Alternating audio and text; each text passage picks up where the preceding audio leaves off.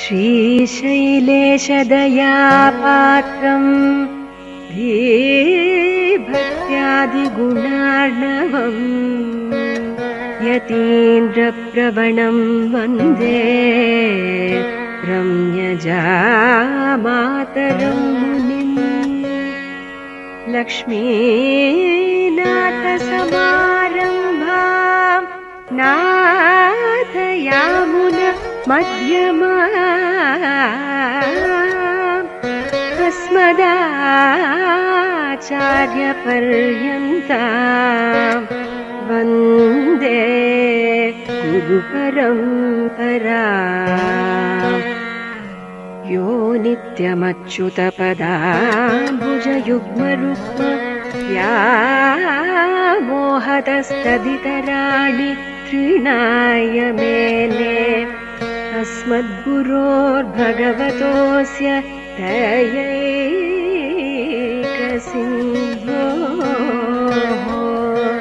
रामानुजस्य चरणौ शरणं प्रपद्ये।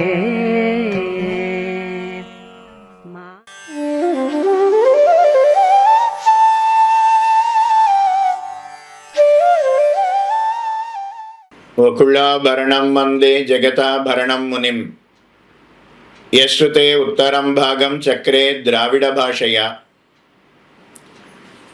ஆழ்வார்கள் வாழி அருளிச் செயல் வாழி தாழ்வாதுமில் குறவர் தாம் வாழி ஏழ்பாறுமைய அவர்கள் உரைத்தவைகள் தாம் வாழி செய்யமறை தன்னுடனே சேர்ந்து. திருவரங்கன் திருமுற்றத்து அடியார்கள் கூடியிருக்கக்கூடிய இன்றைய தினம்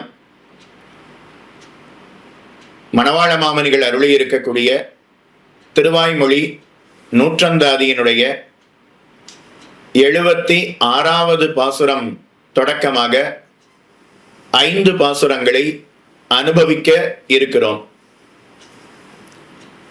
திருவாய்மொழியினுடைய ஓரொரு பதிகத்தினுடைய சாரமாக ஓரொரு பாசுரத்தை அருளினார் மணவாள மாமனிகள். ஓரொரு பாசுரத்திலேயும்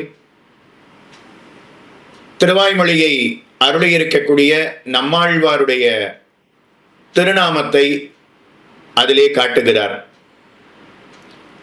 ஓரொரு பாசுரத்திலேயும்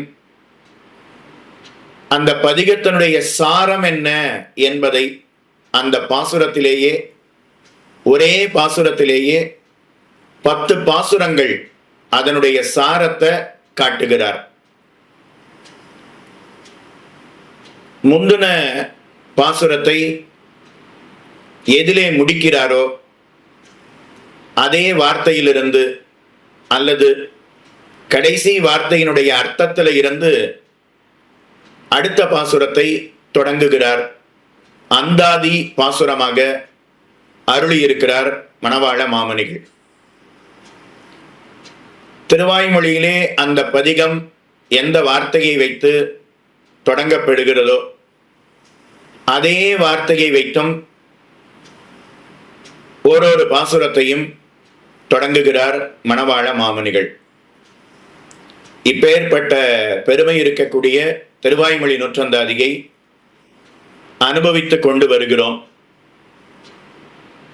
நம்மாழ்வாருடைய திருவடிகள் மணவாள மாமனிகளுடைய திருவடிகள் வாழி வாழி வாழி என்ன பல்லாண்டு பாடிக்கொண்டு அடியனுக்கு கொடுக்கப்பட்டுள்ள 76வது பாசுரத்தில் இருந்து 5 பாசுரங்களை விண்ணப்பம் செய்கிறேன். 8ஆம் 10 முதல் 5 திருவாய்மொழிகளுடைய சாரத்தை ஏற்கனவே பார்த்திருப்பீர்கள். அதுக்கு மேல 8ஆம் 10 6ஆம் திருவாய்மொழியினுடைய சாரமாக 76வது பாசுரத்தை அருளுகிறார் மாமுனிகள். பாசுரத்தை விண்ணப்பம் செய்கிறேன். அதுக்கப்புறம் அதனுடைய சாரமான அர்த்தம் என்ன என்பதை அவகாசத்துக்கு ஏற்றவாறு நாமும் பார்ப்போம். எல்லியும் காலையும் என்ன தொடங்கக்கூடிய பதிகம், அதனுடைய சாரத்தை அருளுகிறார் மாமுனிகள்.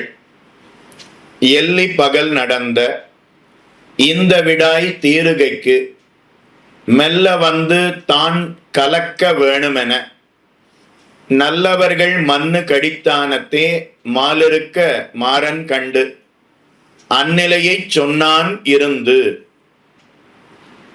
எல்லி பகல் நடந்த இந்த விடாய் தீருகைக்கு மெல்ல வந்து தான் கலக்க வேணுமென நல்லவர்கள் மண்ணு கடித்தானத்தே மாலிருக்க மாறன் கண்டு இந்நிலையைச் சொன்னான் இருந்து.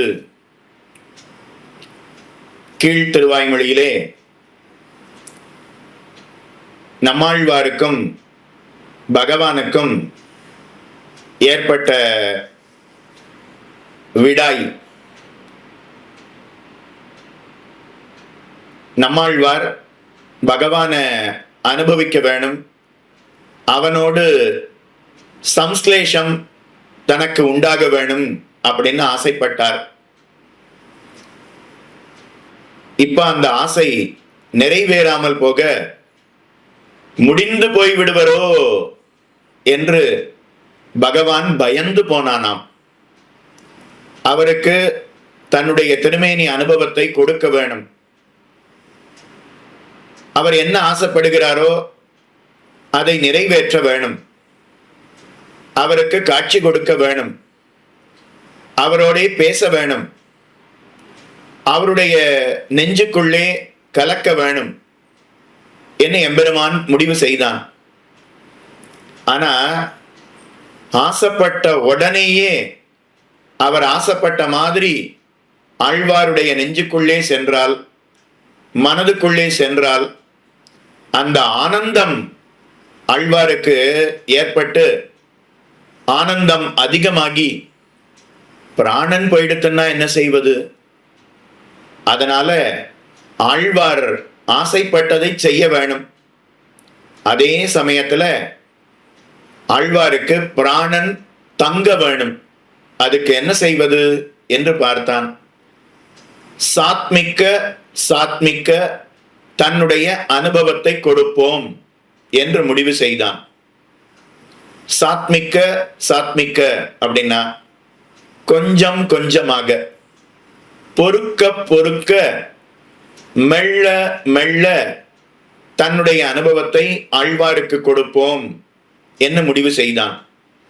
அதற்காக வைகுண்டத்தில் இருந்து திருக்கடித்தானம் என்கிற திவ்ய தேசத்துக்கு எழுந்தருளினான் எம்பெருமான். ஆழ்வாருடைய மனசுக்குள்ளே செல்ல வேணும் என்பதற்காக காலம் பார்த்து கொண்டு இருந்தான். சரியான காலம் வாய்த்தது. அதனால ஆழ்வாருடைய மனசுக்குள்ளே சென்று விட்டான். ஆழ்வாருடைய மனசுக்குள்ள வைகுண்டத்துல இருந்து நேரே வந்து குதித்தால் அந்த ஆனந்தத்துல ஆழ்வாரை இழந்து விடுவோமோ என்று பயந்து போன எம்பெருமான் தான் வருகிறோம் என்பதை ஆழ்வாருக்கு முன்னமே தெரிவித்து ஆழ்வாருடைய ஆனந்தத்தை கொஞ்சம் குறைத்து அதனால ஆழ்வாரை பெற்று விடுவோம் என்று முடிவு செய்தான். கிருஷ்ணாவதாரம் பண்ணும்போது கண்ணன் தூது நடந்தான். ஹஸ்தினாபுரத்துக்கு கண்ணன் தூது வருகிறான். அப்படி வரும்போது விதுரர் கண்ணனை பார்க்க வேணும், கண்ணனை சேவிக்க போகிறோம், கண்ணனிடத்துல பேச போகிறோம், கண்ணனை நம்முடைய கிரகத்துக்கு அழைக்க போகிறோம் அப்படின்னு பாரித்து கொண்டு இருந்தார். நேரே கண்ணன் சடக்கென ஹஸ்தினாபுரத்துக்கு வந்தானா, அவருடைய விதுரருடைய கிரகத்துக்கு வந்தானா அப்படின்னா இல்லை. குஷஸ்தலே நிவசதி பிராத்தரிகாஷ்யதி. குஷஸ்தலம் அப்படிங்கிற ஒரு இடம், அந்த இடத்துக்கு வந்து விட்டானாம். அதுக்கப்புறம் அடுத்த நாள் ஹஸ்தினாபுரத்துக்கு வருகிறேன் அப்படின்னு சொல்லி அனுப்பினானாம். அதை விதுரர் கேட்டவுடனே, ஓ கண்ணன் தன்னுடைய இருப்பிடத்தில இருந்து நாம இருக்கக்கூடிய ஹஸ்தினாபுரத்துக்கு அருகிலே குஷஸ்தலி அப்படிங்கிற இடத்துக்கு வந்து விட்டானே நாளை காலை கிளம்ப போகிறான், நாளை இங்கு வரப்போகிறான், அவனை நாம் சேவிக்கப் போகிறோம். தாமரை போன்ற அவனுடைய கண்களை, அவனுடைய தாமரை போன்ற அவனுடைய திருமுக மண்டலத்தை சேவிக்கப் போகிறோமே அப்படின்னு ஆனந்தப்பட்டார். நேர ஹஸ்தினாபுரத்துக்கு வந்திருந்தால் விதுரருக்கு ஆனந்தம் அதிகமாகி பிராணன் போயிருக்கும். தன்னுடைய பக்தர்களுக்கு தன்னுடைய அனுபவத்தை மெல்ல மெல்ல மெல்ல கொடுத்து அவர்களுக்கு பக்தியை வளர்க்கிறான். பிராணன் போய்விடாதவாறு அவர்களுக்கு சாத்மிக்க தன்னுடைய அனுபவத்தை கொடுக்கிறான். ஆண்டாள் நாச்சியார் திருமொழியை அருளுகிறாள். வாரணமாயிரம் பதிகத்துல நாளை வதுவை மணமென்ன நாளிட்டு பாளை கமுகு பரிசுடை பந்தர்கீழ் கோளரி மாதவன் கோவிந்தன் என்பானோர் காளை புகுத கணாக்கண்டேன் தோழி நான்.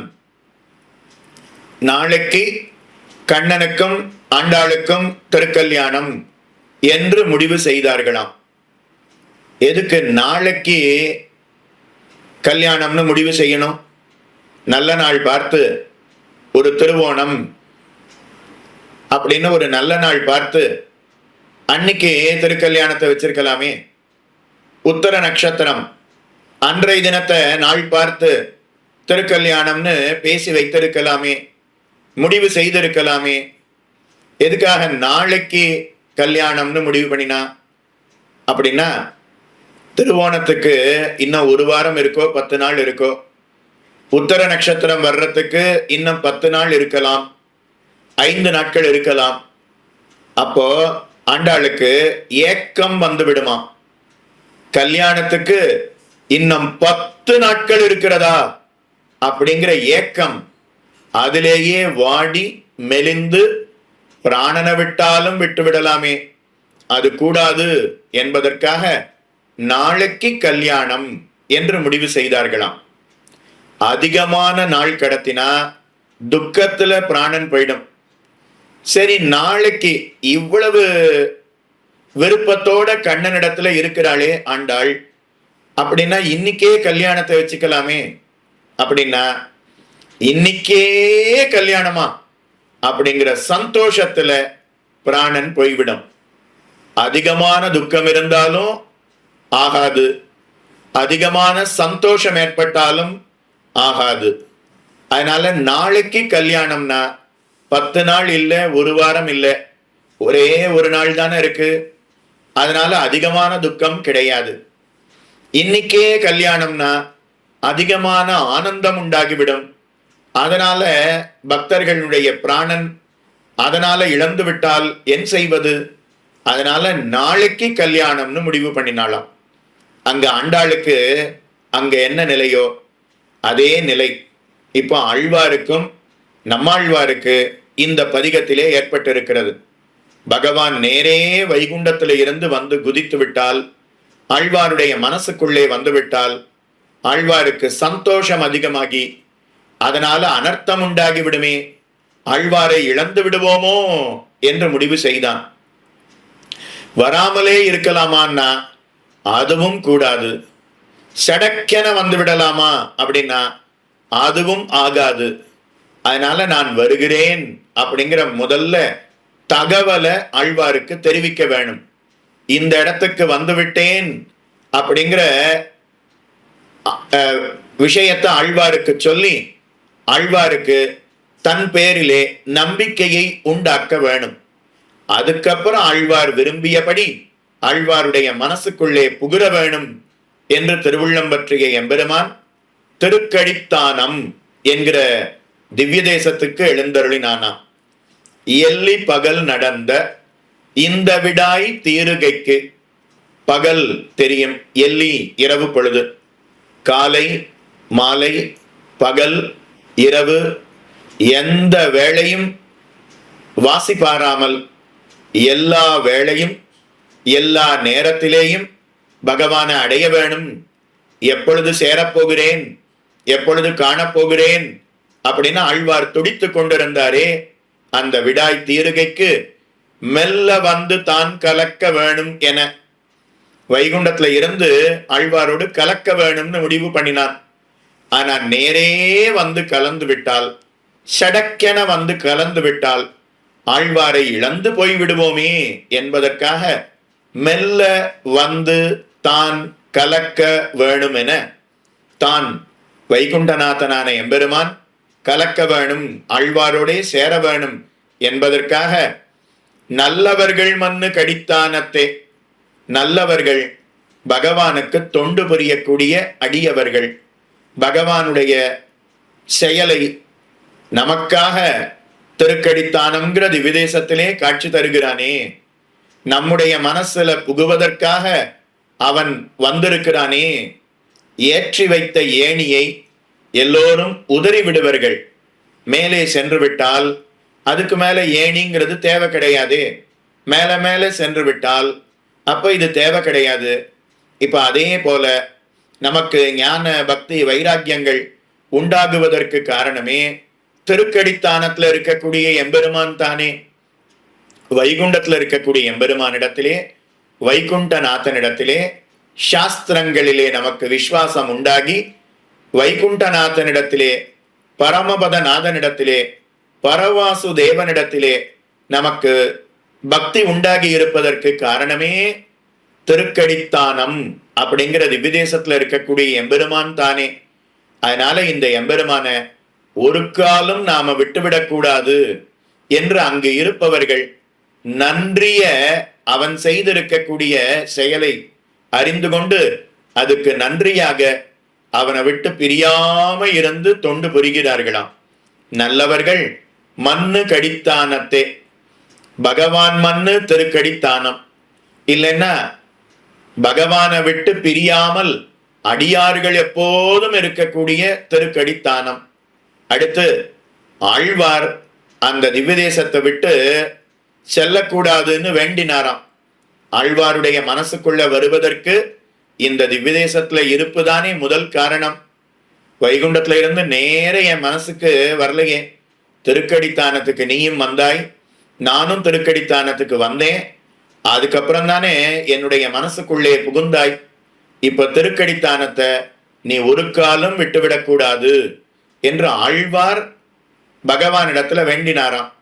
அதனால எம்பெருமான் பார்த்து திருக்கடித்தானத்தை ஆழ்வாருக்காக நான் விடப்போவதில்லை, ஆழ்வாருடைய மனசு கிடைக்கணும், அதுக்காகத்தான் திருக்கடித்தானத்துக்கு வந்து சில நாட்கள் நின்றான். இப்ப ஆழ்வாருடைய மனசு கிடைச்சிடுத்து, இனிமே இங்க நிக்க வேண்டிய தேவையில்லையே. ஆனா பகவான் அங்கு காட்சி தருகிறானாம். எதுக்காகன்னா ஆழ்வார் வேண்டினாராம், இந்த இடத்துக்கு நீ வந்தபடியினாலதானே எனக்கு நீ கிடைத்தாய், இந்த இடத்துல இருந்தபடியினாலதானே எனக்கு நீ கிடைத்தாய், அதனால இந்த இடத்தை நீ என்றும் விட்டுவிடக்கூடாது, இங்கேயே காட்சி தர வேணும் அப்படின்னு வேண்டினாராம். அதனால நல்லவர்கள் மண்ணு கடித்தானத்தே மாலிருக்க மாறன் கண்டு, மால் திருமால் பரபிரம்மம் எழுந்தருளி இருக்க மாறன் கண்டு, மாறன் நம்மாழ்வார் உலக நிலையை காட்டிலும் வேறுபட்டு இருப்பவர் ஆழ்வார். அதனால மாறன், மாறுபட்டு உலகத்துல இருப்பவர்கள் எப்படி இருப்பார்களோ அத போல சப்தாதி விஷயங்கள்ல ஈடுபடாமல் உலகத்துல இருந்து கொண்டே, இப்பூவுலகத்துல இருந்து கொண்டே பகவானை சிந்தித்து கொண்டு இருந்தாரே, பகவத் விஷயத்துல ஈடுபட்டு இருந்தாரே. அதனால மாறன், மாறன் இந்நிலையை சொன்னான் இருந்து, மாறன் கண்டு, நேரே கண்டு இந்நிலையை சொன்னான் இருந்து. இந்த நிலையை இந்த 10 பாசுரத்திலே ஆழ்வார் அருளி செய்தார். எல்லியும் காலையும் என்ன தொடங்கக்கூடிய பதிகம், அந்த பதிகத்துல ஆழ்வார் என்ன காட்டினாரோ அத மணவாள மாமனிகள் காட்டுகிறார். இந்நிலையை சொன்னான் இருந்து, திருக்கடித்தானமும் என்னுடைய சிந்தையும், என்னுடைய சிந்தையும் என்ன ஆழ்வார் அருளி செய்தார். அதனால பாண்டவர்களுக்காக தூது வருகிற சமயத்துல பிரேம பரவசர்களாக இருந்த விதுரர் முதலானவர்களுடைய பிரீத்தியை சாத்மிக்கைக்காக குஷஸ்தலம் அப்படிங்கிற இடத்துல தங்கி இருந்து மறுநாள் எப்படி ஹஸ்தினாபுரத்துக்கு எழுந்தருளினானோ அதே போல ஆழ்வாருடைய மனசிலே சடக்கென புகுருவதுங்கிறது கூடாது, ஆழ்வாரை இழக்க நேரிட்டு விடும் என்பதற்காக திருக்கடித்தானம்ங்கிற விதேசத்துல இருந்து ஆழ்வாருடைய மனசுக்குள்ள வந்தான் என்பதை ஆழ்வார் இந்த பதிகத்தினால காட்டினார் என்று மணவாள மாமனிகள் இந்த பாசுரத்தினால காட்டுகிறார். இந்நிலையை சொன்னான் இருந்து. அடுத்து 77வது பாசுரம், திருவாய்மொழி 8ஆம் பத்து 7ஆம் திருவாய்மொழியினுடைய சாரமாக இந்த பதிகத்தை, இந்த பதிகத்தினுடைய 8, 7 பதிகத்தினுடைய சாரமாக இந்த பாசுரத்தை அருளுகிறார் மாமுனிகள். இருத்தும் வியந்து என்று தொடங்கக்கூடிய அற்புதமான பதிகம். அந்த பதிகத்தினுடைய சாரமான பாசுரம், இருந்தவன் தான் வந்து இங்கிவர் எண்ணமெல்லாம் திருந்த இவர் தந்திரத்தே செய்து பொருந்த கலந்தினியனாயிருக்க கலந்த ஷடகோபர் கலந்த நெறி கட்டுரைத்தான் கண்டு. திருந்த இவர் தந்திரத்தே செய்து, இருந்தவன் தான் வந்து இங்கிவர் எண்ணமெல்லாம் திருந்த இவர் தந்திரத்தே செய்து பொருந்த கலந்தினியனாய் கண்ட ஷடகோபர் கலந்த நெறி கட்டுரைத்தார் கண்டு. ஆழ்வார் அவர் பெற்ற பேரு அது பரம விலட்சணமாய் இருப்பதொன்று. அத விவரிப்பது அப்படிங்கிறது முடியாது. ஆழ்வார் இந்த பதிகத்துல பகவானை பெற்று அவர் ஆனந்தமா அருளுகிறாராம். இந்த பதிகத்தோட ஒத்த ஒரு பதிகம் திருவாய்மொழியில வேறு கிடையாதுன்னு சொல்ற அளவுக்கு ஆனந்தம் ஆழ்வாருக்கு இந்த பதிகத்திலே உண்டாயிற்று. எம்பெருமானை பெறுவதில் ஆழ்வாருக்கு விருப்பம் அதிகமா, ஆழ்வாரை பெறுவதில் எம்பெருமானுக்கு விருப்பம் அதிகமா அப்படின்னு ஒரு கேள்வி வியாக்கியானத்துல கேட்டுண்டு அதற்கு பதில் காட்டுகிறார்கள் பூர்வர்கள். நாம பகவான் அடையணும்னு ஆசைப்படுகிறோமே, 50 வருஷமோ 80 வருஷமோ இப்பூவுலகத்துல இருக்கக்கூடிய சமயத்துல சிறு பிராயத்துல இருந்தே பகவானுக்கு தொண்டு புரிகிறோம், ஆச்சாரியர்களுடைய உபதேசத்தை கேட்கிறோம், பஞ்சசம்ஸ்காரம் செய்து கொண்டோம், ஆச்சாரியர்களுக்கு தொண்டு புரிகிறோம், பகவானுக்கு தொண்டு புரிகிறோம் அப்படின்னு இருக்கோம். இந்த 50 வருஷத்துல 80 வருஷத்துல நாம பகவானிடத்துல வைக்கக்கூடிய விருப்பம் அதிகம் அப்படிங்கிற எண்ணம் நமக்கு ஏற்படலாம். ஆனா அது உண்மையா அப்படின்னா இல்லை. நாம இந்த 80 வருஷம் 50 வருஷம் 70 வருஷம் எவ்வளவு விருப்பத்தை பகவானிடத்துல செய்கிறோமோ அதை விட 100 மடங்கு பகவான் நம் ஒவ்வொருவரையும் பெற வேணும் என்று ஆசைப்படுகிறான். நாம அவன் அடைவதற்கு துடிப்பது அது எல்லாம் 50 வருஷமோ 80 வருஷமோ. ஆனா பகவான் நம் ஒவ்வொருவரையும் பெறுவதற்காக அனாதி காலமாக துடித்துக் கொண்டிருக்கிறான், துடிதுடித்துக் கொண்டிருக்கிறான். இந்த விஷயத்தை ஆழ்வார் அறிந்து கொண்டார். முதல்ல நாம் பகவானிடத்துல வைத்திருக்கக்கூடிய விருப்பம் தான் அதிகம்னு நினைச்சேன். ஆனா இப்ப தெரிஞ்சுட்டேன், ஆழ்வாராகிற என்னை பெறுவதிலே பகவானுக்கு இருக்கக்கூடிய விருப்பமே அதிகம் என்பதை அறிந்து கொண்டேன் என நம்மாழ்வார் தானும் தெரிவிக்கிறார். 4 வகைப்பட்டவர்கள் என்னை ஆசிரியிக்கிறார்கள். சதுர்விதா பஜந்தே மாம் ஜனா சுக்ருதி நோர்ஜுனா ஆர்த்தோ ஜிக்ஞாசு அர்த்தார்த்தி ஞானீச்ச பரதர்ஷப தேஷாம் ஞானி நித்யயுக்தா ஏகபக்திர் விசிஷ்யதே பிரியோகி ஞானினோத்யர்த்தம் அஹம் சச்ச மம பிரியா உதாரா சர்வயே வைத்தே ஞானி துவாத்மைவ மேமதம் ஆஸ்திதஸ்ஸஹி யுக்தாத்மா மாமேவா நுத்தமாம் கதிம். ஆஸ்திதஸ்ஸஹி யுக்தாத்மா மாமேவா நுத்தமாம் கதிம் வாசுதேவ சர்வமிதி ச மகாத்மா சுதுர்லபகா. கண்ணன் பகவத்கீதையில 7வது அத்தியாயத்துல வெகு அற்புதமாக ஞானிகள் அவர்களுடைய பெருமையை தான் எடுத்துரைக்கிறான். ஞானீத்து ஆத்மைவ மேமதம். சிறந்த பக்தர்கள், ஞானிகள், அவர்கள் எனக்கு பிராணனை காட்டிலும் மேலானவர்கள். அவர்கள் என் மனசுல இருக்கிறபடினாலதான் என்னாலேயே தரிக்க முடிகிறது, உயிர் வாழ முடிகிறது அப்படின்னு கண்ணன் சொல்லணும்னா அப்போ ஞானிகளுக்கு எவ்வளவு ஏற்றம் இருக்கணும். ஞானின்னா யாரையோ நினைச்சுக்க வேண்டாம், நம்மாழ்வார் போன்றவர்கள். நம்மாழ்வாருக்கு அப்ப எவ்வளவு ஏற்றம் இருக்கணும். வாசுதேவனே எல்லாம் அப்படின்னு யார் இருக்கிறார்களோ அப்படிப்பட்ட ஒருவன் எனக்கு கிடைப்பதற்கு மிகவும் அரியவன், துர்லபன் அப்படின்னு கண்ணனே தெரிவிக்கிறான். அது வேற யாரையும் சொல்லல, நம்ம ஆழ்வாரையே குறிக்கும், ஷடகோபரையே குறிக்கும். அதனால ஆழ்வாரை பெறுவதற்காக பகவான் எவ்வளவு துடிக்கிறான் அப்படிங்கிறத இந்த ஸ்லோகத்துல இருந்து நாமும் அறிந்து கொள்ளலாம். அது ஆழ்வாருக்கு மட்டுமல்லாம நம் அனைவரையும் பகவான் பிரிந்து பெற வேணும் என்கிற துடிப்போடே இருக்கிறானாம். அதை இதிலிருந்து அறிந்து கொள்ளலாம். எதுக்காக இந்த அர்த்தங்களை எல்லாம் பார்க்கிறோம் என்றால், ஆழ்வார் பகவானை அடைவதில் ஆழ்வாருக்கு விருப்பம் அதிகமா அல்லது பகவான் ஆழ்வாரை பெறுவதனால பகவானுக்கு விருப்பம் அதிகமா அப்படின்னு கேள்வி கேட்டுண்டார் இல்லையா? பகவானுக்கே விருப்பம் அதிகம் என்பதை காட்டுகிறார்.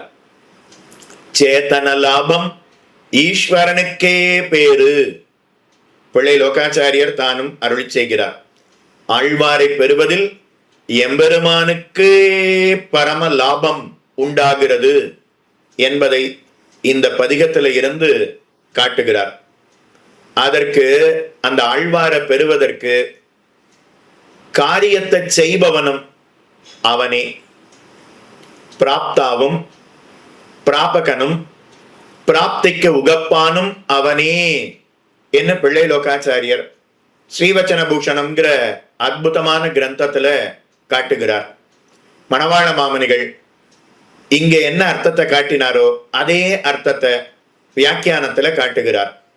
பிராப்தா அப்படின்னா உடைமையை உடையவன். ஒரு கடிகாரம் அப்படின்னா அது உடைமை. அந்த கடிகாரத்தை உடையவன் யாரு? யார் அந்த கடிகாரத்தை கட்டிக்கிறாரோ அவர் தானே அதை உடையவன். இப்ப அதே போல ஜீவாத்மா கடிகாரத்தினுடைய ஸ்தானம். இப்ப அந்த கடிகாரத்தை உடையவன் யாரு அப்படின்னா பரமாத்மா. அதனால பிராப்தா அப்படின்னா ஜீவாத்மாவை சொத்தாக உடையவன் யாரோ அந்த பரமாத்மா, அவன்தான் பிராப்தா. ஜீவாத்மா பரமாத்மாவுடைய சொத்தா எப்படி ஏற்றுக்கொள்வது அப்படின்னா, ஸ்வத்வம் ஆத்மனி சஞ்சாதம், சுவாமித்வம் பிரம்மணி ஸ்திதம், ஆத்மதாஸ்யம் ஹரே சுவாமியம், ஸ்வபாவஞ்ச சதா ஸ்மர. ஸ்வத்வம் ஆத்மனி சஞ்சாதம். இந்த ஜீவாத்மா எப்படி இருக்கிறான் அப்படின்னா சொத்தாக இருக்கிறான். பரமாத்மா அவன் எப்படி இருக்கிறான் அப்படின்னா ஸ்வத்வம் ஆத்மனி சஞ்சாதம், சுவாமித்வம் பிரம்மணி ஸ்திதம். பிரம்மணி ஸ்திதம் பரமாத்மாவினிடத்துல எது இருக்கிறது அப்படின்னா சுவாமித்வம் அப்படிங்கிறது இருக்கிறது. இந்த ஜீவாத்மா சொத்து, அந்த சொத்தை உடையவன் யாரு? பரமாத்மா. அதனால பிராப்தாவும் அப்புறம் பிராபகனும். இந்த ஜீவாத்மா பரமாத்மாவை அடைவதற்கு வழியாக இருப்பது எது அப்படின்னா அவனுடைய திருவடி. அவனுடைய திருவடியில சரணாகதி செய்கிறோம். அவனுடைய திருவடி தானே அவனை அடைவிக்கிறது. அதனால அவனுடைய திருவடியை பற்றித்தானே அவனை அடைகிறோம். அதனால பிராபகன் அப்படின்னு பெயர். பிராபகன்னா வழியாக இருப்பவன் அப்படின்னு அர்த்தம். அப்போ சொத்தை உடையவன் யாரு? பரமாத்மா. சொத்தை உடையவன் அவனே. அந்த சொத்து தன்னை அடைவதற்கு வழியாக இருப்பவன் யாரு? அவனே பிராபகனும். அப்புறம் பிராப்திக்கு உகப்பானும் அவனே. பிராப்தின்னா இந்த ஜீவாத்மா பரமாத்மாவை அடைந்து விட்டான், பரமாத்மா ஜீவாத்மாவை பெற்று விட்டான். இப்ப அதனால சந்தோஷம் யாருக்கு? ஜீவாத்மாவுக்கா அப்படின்னா இல்லை. சொத்தை அடைந்தவன் அவனுக்குத்தான சந்தோஷம் என்பது உண்டாகும். நாற்காலி அப்படிங்கிறது சொத்து, நாற்காலியை உடையவன் எஜமானன். இப்போ நாற்காலிங்கிற சொத்தை உடையவன் யாரு? எஜமானன். அதனால பிராப்தாவும். அதுக்கப்புறம் பிராபகனும். அதனுடைய ஒரு கால் உடைஞ்சு போச்சு. இப்போ அதை சரி செய்வதற்கு காரியம் பண்றது யாரு? தச்சனை கூட்டிட்டு வந்து அளவெடுத்து இதே போல ஒரு கால் பண்ணி அதை சேர்த்து அடிச்சு அதுல ஆணியெல்லாம் வெளியில நீட்டின்னு இருக்காத மாதிரி உள்ள அடிச்சு மறுபடியும் பெயிண்ட் அடிச்சு மறுபடியும் ஒரு பாலிஷ் போட்டு இது எல்லாத்தையும் செய்யறது யாரு? இந்த நாற்காலியை சரி பண்ணுவதற்கு நாற்காலியே சொல்லுமா, என்னுடைய ஒரு கால் உடைந்து விட்டது, அதை சரி பண்ண வேணும்? நாற்காலியே சொல்லுமா? நாற்காலி அழுக்காயிடுத்து துடைக்கணும், நாற்காலியே சொல்லுமா? அப்படியெல்லாம் சொல்லாது.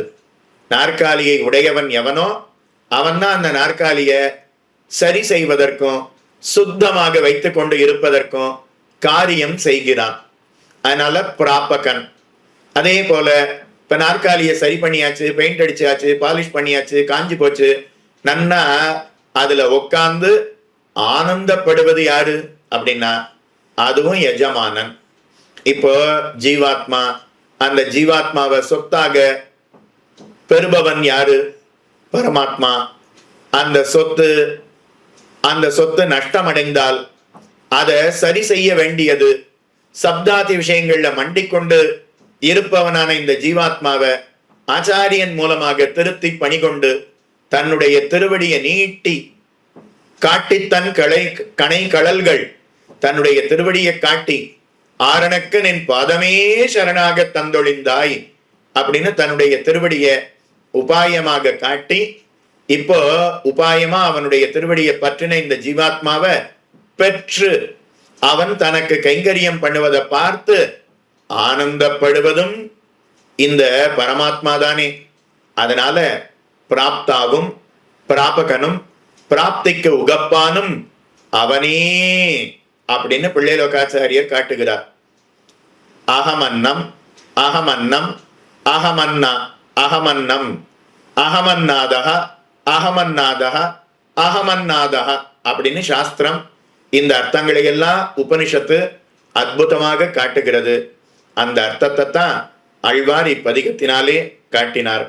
ஒரு சம்சாரி சேத்தனன் பக்கல் எம்பெருமான் செய்யக்கூடிய விஷயீகாரம் என்னே அப்படிங்கிறத ஆழ்வார் ஆச்சரியப்படுகிறார்.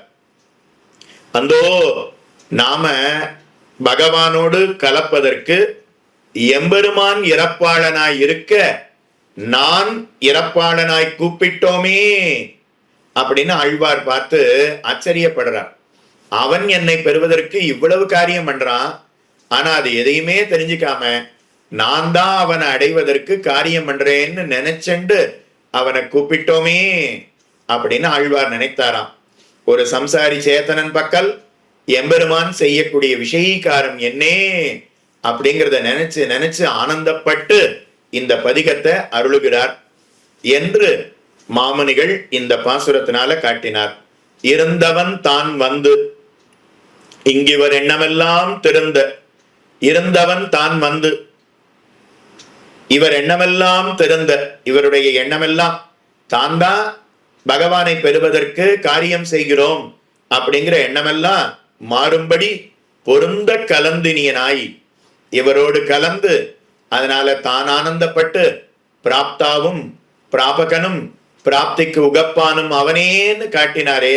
அந்த விஷயத்தை எல்லாம் ஆழ்வாருக்கு காட்ட கண்ட ஷடகோபர் ஷடகோப மா முனிவர் அவர் பார்த்து கலந்த நெறி கட்டுரைத்தார் கண்டு. தான் எப்படி பகவானோடு சம்ஸ்லேஷித்தோம், பகவான் எனக்காக எத்தனை எத்தனை காரியங்களை செய்திருக்கிறான் அப்படிங்கிறத நம்மாழ்வார் திருவாய்மொழியில காட்டினார் என்று மணவாள மாமனிகள் 77வது பாசுரத்திலே காட்டுகிறார். அடுத்து 78ஆம் பாட்டு, திருவாய்மொழி நூற்றந்தாதி 78வது பாசுரம். திருவாய்மொழி 8ஆம் பத்து 8ஆம் பதிகம், 8வது திருவாய்மொழி.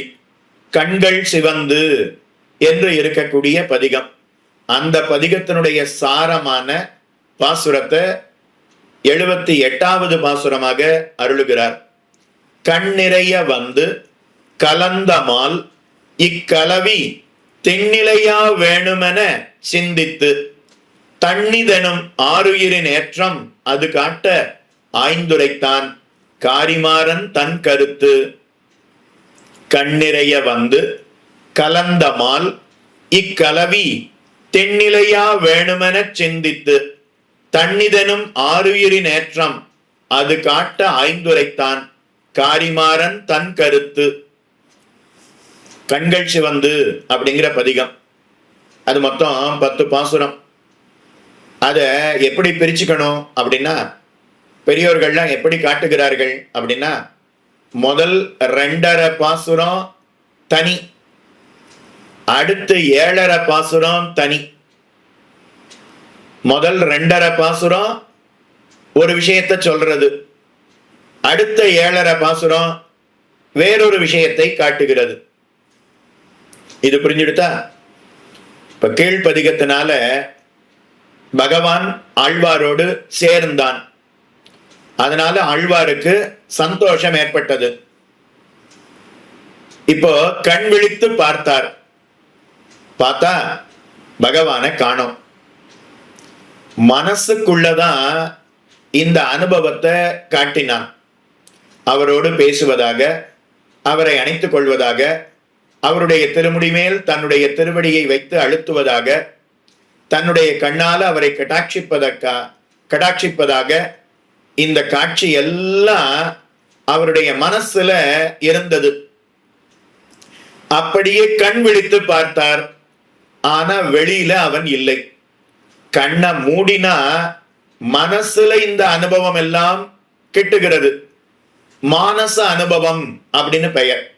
ஆனா கண் விழித்து பார்த்தா பாஹ்ய அனுபவம், பாஹ்ய சம்ஸ்லேஷம் அது உண்டாகவில்லை. அதனால ஆழ்வார் பார்த்து, ஓ பாஹ்ய சம்ஸ்லேஷம் நமக்கு இன்னும் உண்டாகவில்லையே அப்படின்னு வருத்தப்பட்டாராம்.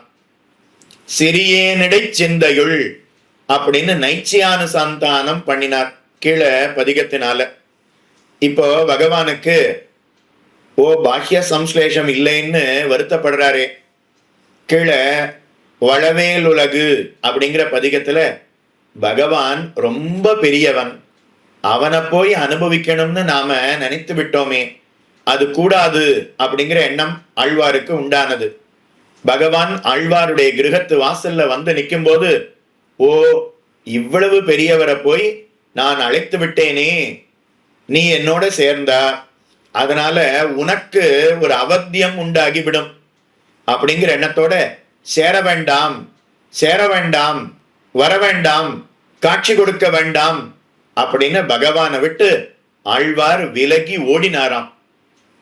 யாரோ ஒரு பெரிய வித்வான் காஞ்சிபுரத்துல இருக்காருன்னு வச்சுப்போம், அவரை நாம அழைக்கிறோம், சுவாமி அடுத்த முறை பெங்களூருக்கு வரும் பொழுது அடியோங்களுடைய கிரகத்துக்கு பொன்னடி சாத்த வேணும் அப்படின்னு கடிதாசி அனுப்பினோம்.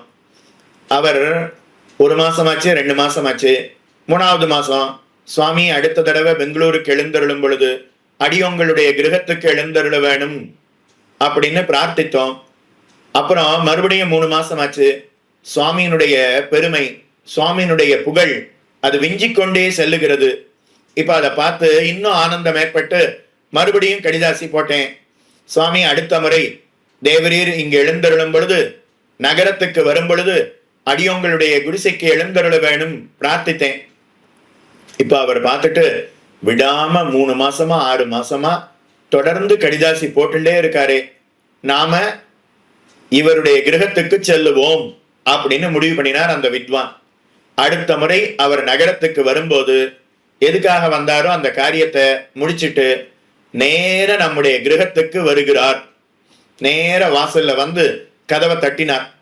இப்போ கதவை திறந்து பார்த்தா, ஓ, இப்பேற்பட்ட வித்வான் எழுந்தருளி இருக்கிறாரே, நான் எவ்வளவு தாழ்ந்தவன், ஞானம் துளியும் இல்லாதவன், பக்தி அற்றவன், வைராக்கியம் இல்லாதவன், அனுஷ்டான ஹீனன், காம பரவசனாக இருக்கக்கூடியவன் நான்.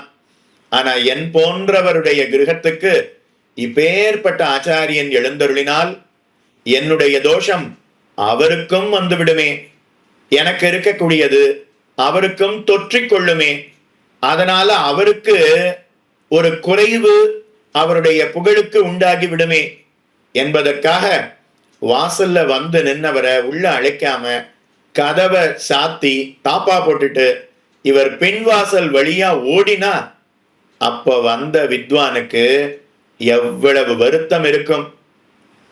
இப்ப அதே போன்ற நிலைதான் வளவேலுலகு அப்படிங்கிற பதிகத்துல பகவானுக்கு நிலை, அந்த நிலைங்கிறது உண்டாச்சுது. ஆழ்வார் பகவானை அழைத்தார். பகவான் அவன் பராத்பரன், பரபிரம்மம் அப்படின்னு தெரிந்து கொண்டார். அதுக்கப்புறம் பரபிரம்மம் யாரு, அவன் நாராயணன் அப்படின்னு அறிந்து கொண்டார். அவன் வெறும் நாராயணன் கிடையாது, திருமால், ஸ்ரீமன் நாராயணன், லக்ஷ்மி விசிஷ்டன் அப்படின்னும் தெரிந்து கொண்டார்.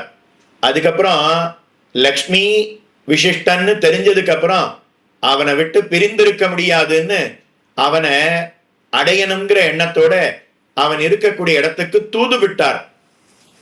இவ்வளவு காரியம் பண்ணின உடனே பகவான் பார்த்து ஆழ்வாரோடு சேர வேணும் அப்படிங்கிற எண்ணத்தோட ஆழ்வார் இருக்கக்கூடிய இடத்துக்கு வந்தா, நான் எவ்வளவு தாழ்ந்தவன், என்னோடு சேர்ந்தால் உமக்கன்றோ அவத்தியம் உண்டாகிவிடும் அப்படின்னு ஆழ்வார் விலகி சென்றார். அதை பார்த்த பகவான், அது போன்ற நிலை மறுபடியும் உண்டாகிவிடக் கூடாது. இவர் எங்கேயோ பாசுரத்துல கீழ்பதிகத்துல சிறியே நிடை சிந்தையுள்னு தொடங்கினாரே, எங்கேயாவது அந்த நைச்சியானுசந்தானம் வந்து அந்த நைச்சியானுசந்தானம் செய்து அதனால வளவேலுலகு பதிகம் போல ஆகிவிடுமே, அப்படி ஒரு நிலை உண்டாகிவிடக்கூடாது. அந்த எண்ணம் ஆழ்வாருக்கு வந்துவிடக்கூடாது, அந்த நிலை நமக்கும் உண்டாகி விடக்கூடாது அப்படின்னு பகவான் முடிவு பண்ணினா. அதனால ஆழ்வீர், உம்மோடு சேர்ந்து இருக்கக்கூடிய எனக்கு எவ்வளவு ஆனந்தம் பாரும் அப்படின்னு ஆழ்வாரை பெற்ற பிற்பாடு, ஆழ்வாராகிற ஷடகோபராகிற நம்மாழ்வாராகிற ஜீவாத்மாவை பெற்ற பிற்பாடு, நீர் அருளி இருக்கக்கூடிய திருவாய்மொழியை கேட்ட பிற்பாடு, பாசுரத்தை நாம் பெற்ற பிற்பாடு எனக்கு எவ்வளவு ஆனந்தம், அத பாரும் அப்படின்னு காட்டினானா. அது 2.5 பாசுரம். அதுக்கப்புறம் ஆழ்வீர், நீரும் நானும் சேர்ந்து இருக்கக்கூடிய இந்த ஜீவாத்மாவனுடைய பரமாத்மாவனுடைய ஏற்றத்தை, 2 பேரும் சேர்ந்து இருக்கக்கூடிய இந்த ஏற்றத்தை நீர் பார்த்தீர் அல்லவா, உம்மை பெற்ற பிற்பாடு எனக்கு எவ்வளவு ஆனந்தம் உண்டானது அதை பார்த்தீர் அல்லவா.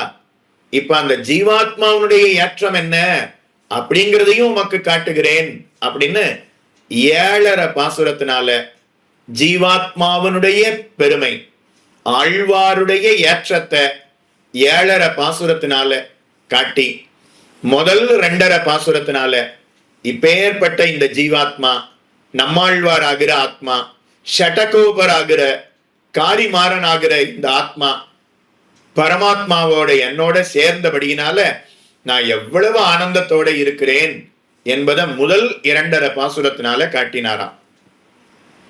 அதத்தான் தெரிவிக்கிறார். மின்மினி போல இருக்கக்கூடிய இந்த ஜீவாத்மாவை நீ காட்டினா நான் அதை பார்க்கணுமா அப்படின்னு விலகி போயிட்டு வரான். முதல் 7.5 பாசுரத்தை, அதாவது முதல்ல ஜீவாத்மாவனுடைய பெருமை, கடைசியில இருக்கக்கூடிய 7.5 பாசுரத்தை முதல்ல காட்டினா ஜீவாத்மா மின்மினி போல இருக்கக்கூடிய இதனுடைய பெருமைய நீ போய் எனக்கு சொல்றியான்னு பார்க்க மாட்டாராம். அதனால இந்த ஜீவாத்மாவும் பரமாத்மாவும் சேர்ந்து இருக்கிறத முதல் 2.5 பாசுரத்தினால காட்டி ஆழ்வார ஆச்சரியப்பட வைத்து ஆழ்வார வியக்கும்படி செய்து அதுக்கப்புறம் உம்முடைய ஆத்மாவனுடைய பெருமைய காட்டுகிறேன் பாரும் அப்படின்னு சொல்ல அப்புறம் ஜீவாத்மாவனுடைய பெருமையை காட்டினானா. இந்த ஜீவாத்மா பரமாத்மாவுக்கு சேஷவஸ்து. இந்த ஜீவாத்மா ஞானானந்தங்களை உடையவன். இந்த ஜீவாத்மா பரமாத்மாவை அடைந்தா திரும்பி வருதல் என்கிறது கிடையாது. இந்த ஜீவாத்மா பரமாத்மாவுக்கு கௌஸ்துபம் போலே இருப்பவன். இந்த ஜீவாத்மா அவன் ஷரீரமாக இருப்பவன், பரமாத்மா ஷரீரியாக இருப்பவன். இந்த ஜீவாத்மாவை தாங்குகிறான் பரமாத்மா. இந்த ஜீவாத்மா தொண்டு புரிகிறான், அந்த தொண்டை ஏற்றுக்கொள்கிறான் பரமாத்மா. இந்த ஜீவாத்மா அவன் பகவானுக்கு தொண்டு புரிந்து அதனால பரமாத்மாவுக்கு ஆனந்தத்தை உண்டாக்கி அதனால பரமாத்மாவுடைய ஆனந்தத்தை பார்த்து தானும் ஆனந்தப்படுகிறான் இந்த ஜீவாத்மா. நதத் பாசயதே சூரியோ ந சசாங்கோ ந பாவகः யத்கத்வா ந நிவர்த்தந்தே தத்தாம பரமம் மம. அதாவது சூரியன், ஒரு சூரியன் உதித்தால் எவ்வளவு பிரகாசம் இருக்குமோ அதே போல கோடி சூரியன் ஒரே சமயத்துல உதித்தால் எவ்வளவு பிரகாசம் இருக்குமோ அவ்வளவு பிரகாசம் இந்த ஜீவாத்மா பரமாத்மாவை பற்றின ஞானத்தை அடைந்தால், அவனுடைய ஞானம்ங்கிறது மலர்ந்தால் அவ்வளவு தேஜஸ் இருக்குமா. சூரியனையும் இந்த ஜீவாத்மாவையும் வச்சு பார்த்தா சூரியன் பிரகாசிக்கவே மாட்டாராம். இந்த ஜீவாத்மா ஞான விகாசத்தினால அபார தேஜஸோட இருப்பாராம். சந்திரன் இரவு பொழுதுல பிரகாசமா இருப்பார். அவர் உலகுக்கு ஒளி கொடுக்கிறார், குளிர்ச்சியை கொடுக்கிறார், அமிர்தமயமான கிரணங்களை கொடுக்கிறாரே. அந்த சந்திரனையும் இந்த ஜீவாத்மாவையும் வச்சு பார்த்தோம்னா சந்திரன் தேஜஸே இல்லாம ஆயிடுவாராம். இந்த ஜீவாத்மா பரமாத்ம ஞானத்தை பெற்ற இந்த ஜீவாத்மா அவ்வளவு தேஜஸோட இருப்பாராம். ந சசாங்கோ ந பாவகா. அடுத்து அக்னி. அக்னி கூட ஒளிவிட மாட்டாராம். அத போல 100 மடங்கு 1000 மடங்கு லட்சம் கோடி கோடி கோடி மடங்கு இந்த ஜீவாத்மாவுடைய பிரகாசம் அப்படிங்கிறது இருக்குமா. அப்பேற்பட்ட ஜீவாத்மாவுக்கு எவ்வளவு ஏற்றம். அந்த ஜீவாத்மா என்னுடைய சொத்து அப்படின்னு கண்ணன் பகவத்கீதையில காட்டினாரே, அந்த அர்த்தத்தை இங்க ஆழ்வாரிடத்துல காட்டி இவ்வளவு ஏற்றத்தோட இருக்கக்கூடிய ஆழ்வீர், நீர் என்னுடைய சொத்து, உம்மை ஒரு காலம் விடமாட்டேன், நீர் என்னோடு சேர்ந்த பிற்பாடு எனக்கு எவ்வளவு ஆனந்தம் உண்டானது பாரும் என்ன காட்டினானா அத காட்டுகிறார். கலந்து இனியனாய் கண்ட ஷடகோபர். அதை பார்த்த ஷடகோபர், ஷடங்கிற வாயுவை கோபித்தவரான ஆழ்வார் ஷடகோபர் கலந்த நெறி கட்டுரைத்தார் கண்டு. இப்பேற்பட்ட ஜீவாத்மாவுடைய தன்மையையும் ஏற்றங்களையும் இந்த ஜீவாத்மா பரமாத்மாவோடு சேர்ந்தபடியினால அந்த பரமாத்மாவுக்கு ஏற்படக்கூடிய ஆனந்தத்தையும் வெகு அற்புதமாக சாஸ்திரங்கள்ல காட்டி இருக்கக்கூடிய அர்த்தங்களை நேரே நம்மாழ்வார் திருவாய்மொழியிலே அருளி செய்தார் என்று மணவாள மாமனிகள் 77வது பாசுரத்திலே காட்டுகிறார். அடுத்து 78வது பாசுரம். 77 78வது பாசுரம் அதைத்தான் நாம பார்த்தோம். 78வது பாசுரத்துல காட்டினார். இந்த ஜீவாத்மா பரமாத்மாவுக்கு கௌஸ்துபம் அப்படிங்கிற ஆபரணத்தை போல இருக்கிறானாம். வரீர் அழ்வீர் நம் வடிவழகு கண்டீரே அப்படின்னு தன்னுடைய வடிவழக பாரும் அப்படின்னு முதல் 2.5 பாசுரத்தினால காட்டி இவ்வளவு ஏற்றம் எனக்கு உண்டானதே அதுக்கு காரணம் என்ன தெரியுமா? ஜீவாத்மாவாகிற உம்மை பெற்றபடியினால. அந்த ஜீவாத்மாவனுடைய ஏற்றத்தை காட்டுகிறேன் பாரும் அப்படின்னு அடுத்த 7.5 பாசுரத்துல காட்டினார். கண்ணிறைய வந்து, கண்ணிறைய வந்து, என் கண்ணுக்குள்ள வந்து பகவான் காட்சி கொடுக்கிறான். கண்ணை திறந்து பார்த்தார். பார்த்தா மானச அனுபவம். அந்த மானச அனுபவம் காணாது அப்படின்னு இக்கலவி தென்னிலையா வேணுமென சிந்தித்து, இந்த கலவி இந்த சம்ஸ்லேஷம் மனசுல ஏற்பட்டா காணாது, பாஹ்ய சம்ஸ்லேஷமும் உண்டாக வேணும் என்று ஆசைப்பட்டு தன்னிதனும் ஆருயிர் நேற்றம் மிகவும் தாழ்ந்ததான இந்த ஜீவாத்மா. ஆனா அந்த ஜீவாத்மா பரமாத்ம ஞானத்தை பெற்றால் அவன் உயர்ந்தவனாகிறான். அவனுடைய ஏற்றத்தை அது காட்ட ஜீவாத்மா அவனுடைய ஏற்றத்தை பரமாத்மாவோடு சேர்ந்தபடியினால பரமாத்மாவுக்கு உண்டாகக்கூடிய ஆனந்தத்தை காட்ட ஆய்ந்துரைத்தான். ஜீவாத்மாவுடைய ஏற்றம் என்ன, அதனை பெற்றபடியினால பரமாத்மாவுடைய ஏற்றம் என்ன, ஜீவாத்மா எவ்வளவு தாழ்ச்சியை உடையவன், ஆனா பரமாத்மா ஞானத்தை பெற்றபடியினால எவ்வளவு உயர்ந்தவனாக ஆகுறான் அப்படிங்கிறது எல்லாவற்றையும் பிரித்து பிரித்து ஆய்ந்து நமக்கு அடியவர்களுக்கு உபதேசம் பண்ணினாரே. ஆய்ந்துரைத்தான் காரிமாறன் தன் கருத்து இந்த பதிகத்துல காட்டினார் என்று காரிமாறன் காரியாருக்கும் உடையநங்கைக்கும் திருக்குமாரராக திருவவதாரம் பண்ணினவரான ஆழ்வார், திருவன் பரிசாரம் என்கிற க்ஷேத்திரத்தை தன்னுடைய இருப்பிடமாக கொண்டிருக்கக்கூடிய உடையநங்கை, திருக்குறுகூர் என்கிற க்ஷேத்திரத்தை தன்னுடைய இருப்பிடமாக கொண்டிருக்கக்கூடிய காரியார், அவர்கள் இருவருக்கும் திருவவதாரம் செய்தவர் நம்மாழ்வார். அதனால காரிமாறன். அந்த காரிமாறன் காரியாருடைய திருக்குமாரராக அவதரித்து உலக இயல்பு காட்டிலும் வேறுபட்டு இருப்பவரான காரிமாறன் தன்னுடைய கருத்தாக ஜீவாத்மா பரமாத்ம சம்பந்தத்தை காட்டினார் என்று மணவாள மாமனிகள் காட்டுகிறார். கண்ணிறைய வந்து கலந்தமாலி கலவி தென்னிலையா வேணுமென சிந்தித்து தன்னிதனும் ஆருயிர் நேற்றம் அது காட்ட ஐந்துரைத்தான் காரிமாறன் தன் கருத்து என்று 78வது பாசுரத்தை அருளுகிறார் மாமுனிகள். அடுத்து 79வது பாசுரம். திருவாய்மொழி 8ஆம் பத்து 9ஆம் திருவாய்மொழியினுடைய சாரமாக இருக்கக்கூடிய பாசுரம். கருமாணிக்கமலை என்று தொடங்கக்கூடிய பதிகம். அதனுடைய சாரமாக இப்பாசுரத்தை அருளுகிறார் பெரிய ஜீயர். 79ஆம் பாட்டு.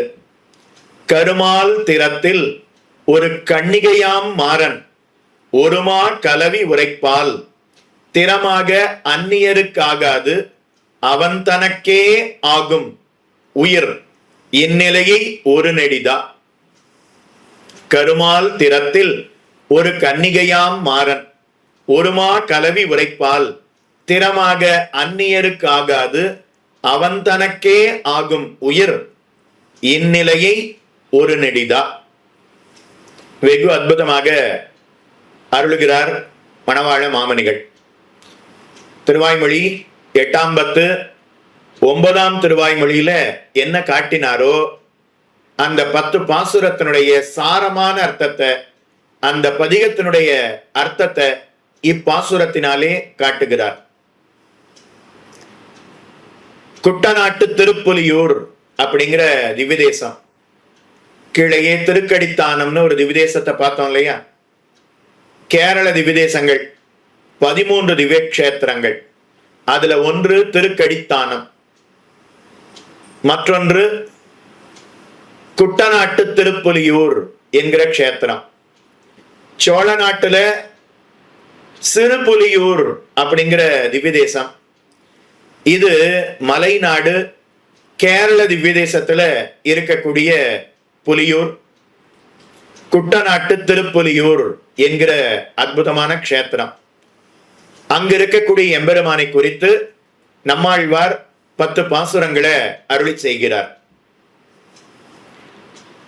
திருவாய்மொழியில நம்மாழ்வார் தானான தன்மையில சில பதிகங்களை அருளுவர். பக்தி குறைச்சலா இருந்ததுன்னா தானான தன்மை, பக்தி அதிகமாயிடுத்துன்னா தானான தன்மைங்கிறது மாறி ஒரு பெண்ணனுடைய நிலை ஆழ்வாருக்கு ஏற்பட்டு ஒரு பெண்ணனுடைய நிலையில இருந்து ஆழ்வார் அருளி செய்வர். அப்படி அருளியது அப்படின்னு பார்த்தோம்னா அதுல ஒரு 3 பதிகம் தோழி பாசுரம், ஒரு 3 பாசுரம் தோழி பதிகம். அதாவது தானான தன்மைங்கிறது மாறி பெண்ணனுடைய நிலைங்கிறது ஏற்படும். அந்த பெண்ணனுடைய நிலையையும் 3 நிலைகளாக பிரித்துக் கொள்ளலாம். நாயகியாக தன்னை பாவித்துக் கொண்டு பகவானை நாயக்கனாக நினைத்து பாடக்கூடிய பதிகம் மகள் பாசுரம்னு பெயர். இந்த மகள் பகவானிடத்துல இவ்வளவு தூரம் பித்து பிடித்தார் போலே இருக்கிறாளே, பகவான் இந்த பெண் பிள்ளைய என்னதான் செய்யணும்னு நினைக்கிறான் அப்படிங்கிற எண்ணத்தோட பகவானிடத்துல பாடுவதாக அருளி செய்வது தாய் பாசுரம். தன்னுடைய பெண்ணனுடைய நிலை இப்படி இருக்கக்கூடாது அப்படின்னு அந்த பெண்ணை நாயக்கனை அடைய விட்டாமல் தடுப்பதாக இருப்பது அப்படிங்கிறது தாய் பாசுரம். இல்லைன்னா தன்னுடைய பெண்ணுக்கு ஏற்பட்ட நிலை அதை நினைச்சு ஆனந்தப்படுவதாக இருப்பது தாய் பாசுரம். அதுக்கப்புறம் இன்னொரு நிலை உண்டு, மகள், தாய். மூன்றாவது என்னன்னா தோழி பாசுரம். தன்னை இந்த பெண் பிள்ளையினுடைய தோழியாக நினைத்து அருளி செய்வது அப்படிங்கிறது ஒரு விலட்சணமான அனுபவம். அந்த தோழி பதிகம் அப்படிங்கிறது திருவாய்மொழியில 3 பதிகங்கள். அதுல ஒரு பதிகம் இப்பதிகம், கருமாணிக்க மலைங்கிற பதிகம். தன்னுடைய பெண்ணுக்கு கல்யாணம் செய்ய வேணும்னு தாய் தந்தையர் முடிவெடுக்கிறார்கள். பெண் பிள்ளையை பெற்றெடுத்து தாலாட்டி சீராட்டி வளர்க்கிறோம்.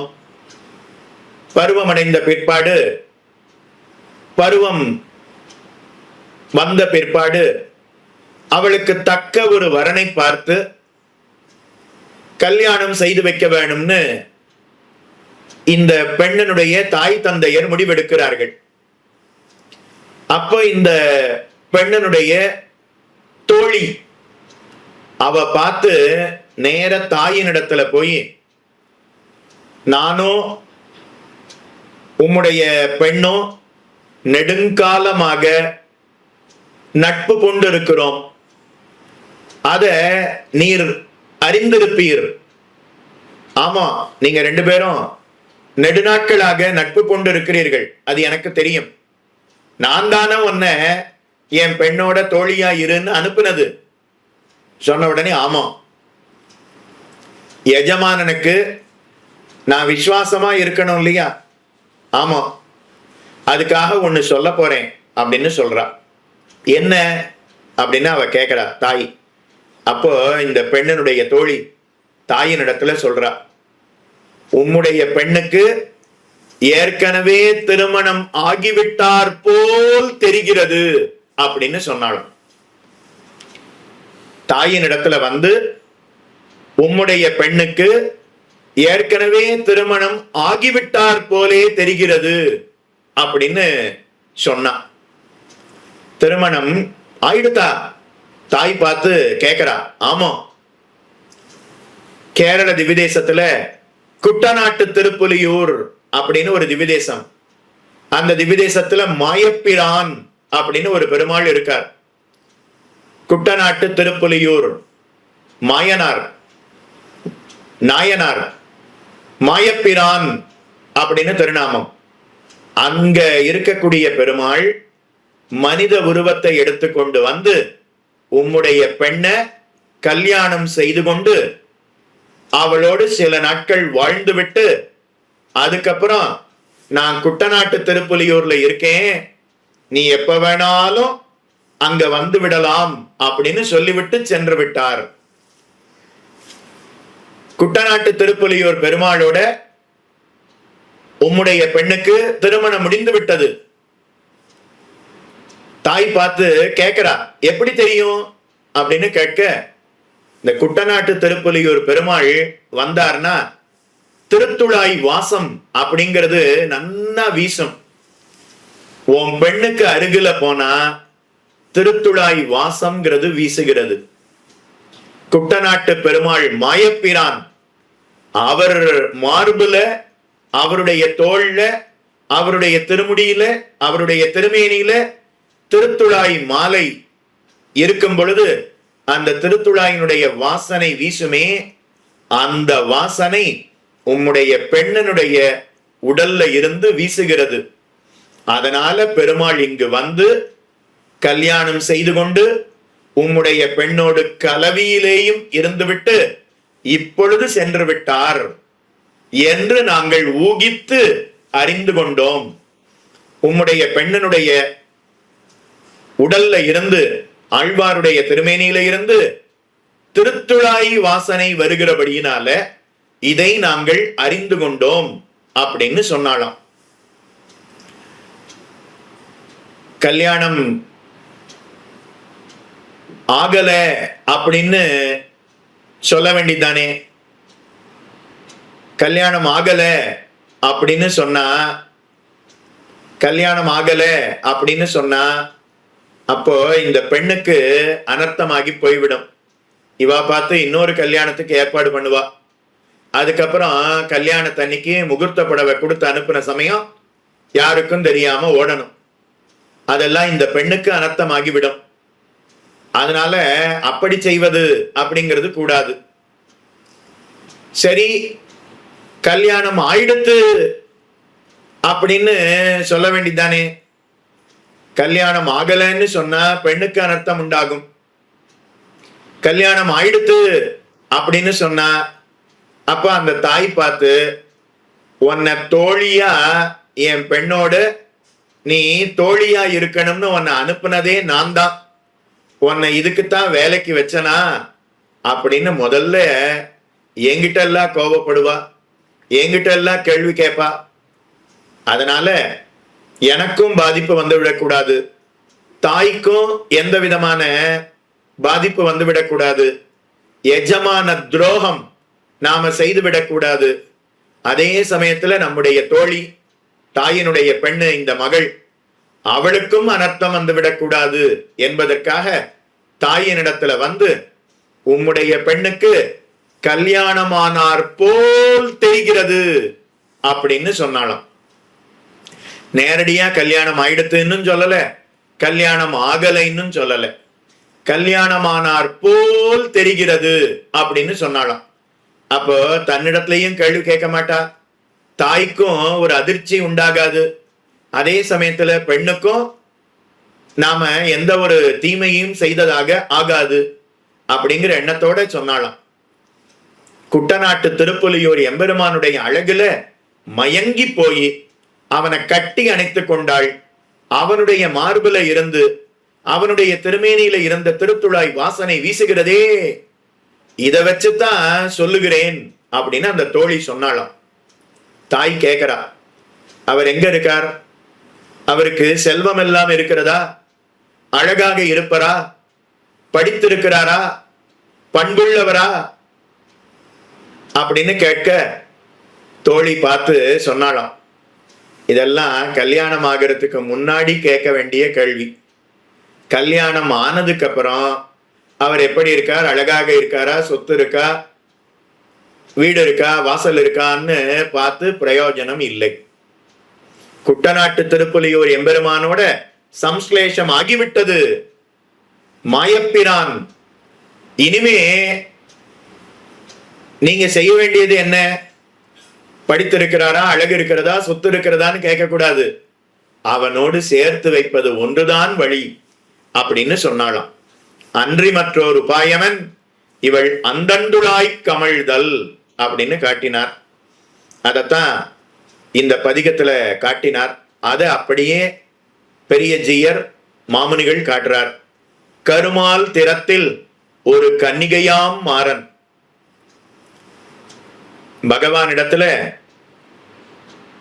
மாயப்பிரான் எம்பெருமானிடத்துல ஆசைப்பட்டு இருந்த ஒரு பெண்ணை அந்த எம்பெருமான் கல்யாணம் செய்து கொண்டான்.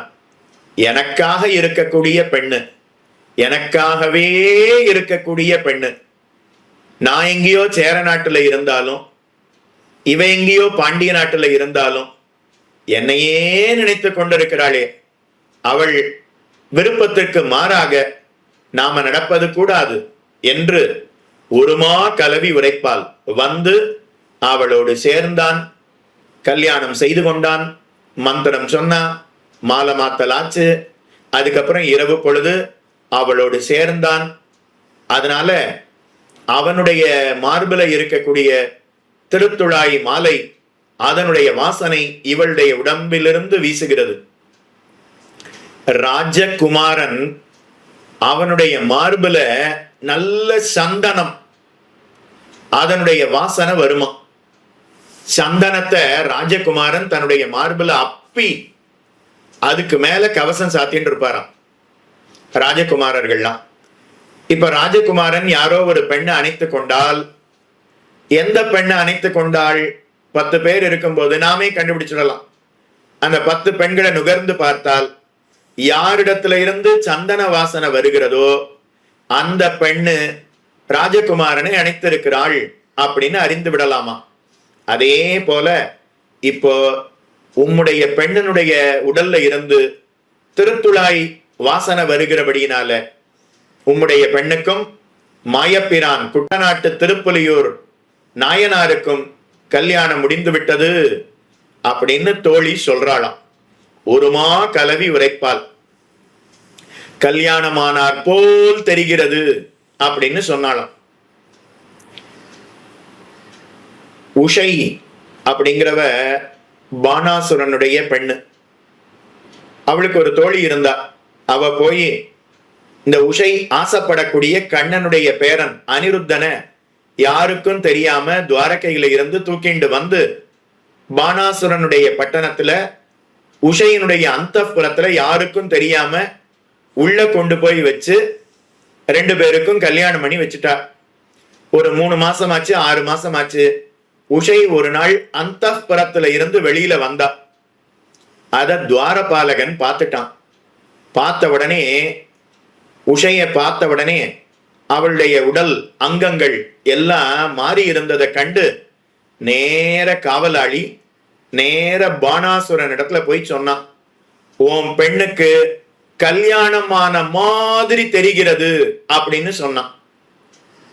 அதுதான் கல்யாணம் ஆயிடுத்து அப்படிங்கிறத இவன் உறுதிப்படுத்தி கொண்டானே. கல்யாணம் ஆயிடுத்துன்னு வந்து சொல்ல வேண்டியதானே அப்படின்னா, கல்யாணம் ஆயிடுத்துன்னு சொன்னா இதுக்குத்தான் காவலுக்கு உன்னை வச்சேனா அப்படின்னு சடக்கென துவாரபாலகன் தலைய வெட்டி வீசி விடுவான் பானாசுரன். சரி, கல்யாணம் ஆகல அப்படின்னு சொல்ல வேண்டியதானே அப்படின்னா, உண்மைய சொல்லாம இருந்தா எஜமானனுக்கு சம்பளம் கொடுக்கக்கூடிய முதலாளிக்கு நாம துரோகம் பண்ணின மாதிரி ஆகிவிடுமே.